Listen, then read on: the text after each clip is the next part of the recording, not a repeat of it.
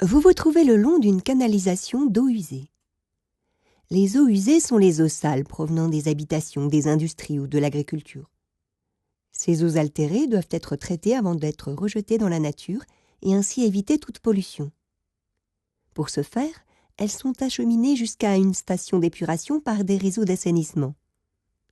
Nous nous trouvons actuellement au niveau de ce réseau, juste en amont de la station. La dépollution des eaux passe par différents process de traitement conçus pour extraire au fur et à mesure les différents polluants contenus dans les eaux. Tout d'abord, les eaux usées traversent des grilles afin de retirer les éléments flottants inorganiques, papier, coton-tige, plastique. Ces grilles permettent d'éliminer les éléments grossiers qui seront traités avec les ordures ménagères. Cette étape de filtration s'appelle le dégrillage. Puis les eaux passent par de vastes bassins où la réduction de vitesse permet de faire flotter les graisses en surface et décompter le sable au fond.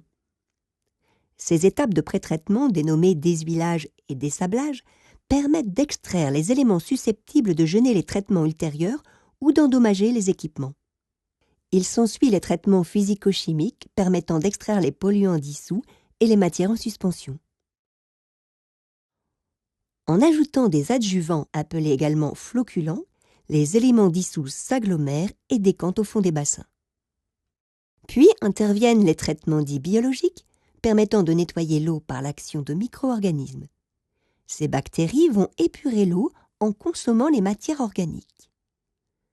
Ce procédé, qui se réalise communément en milieu naturel, est accéléré dans la station avec l'apport d'oxygène dans les eaux qui favorise le développement de bactéries et donc leur efficacité de traitement.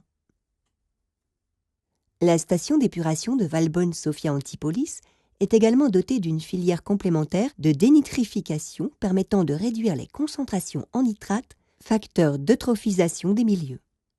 L'eau traitée est ensuite rejetée à la rivière, qui poursuivra l'épuration des eaux grâce aux bactéries naturellement présentes dans le milieu et à sa végétation rivulaire filtrant certaines pollutions. Mais attention, eau traitée ne veut pas dire eau potable, car certains germes et bactéries demeurent dans les rejets.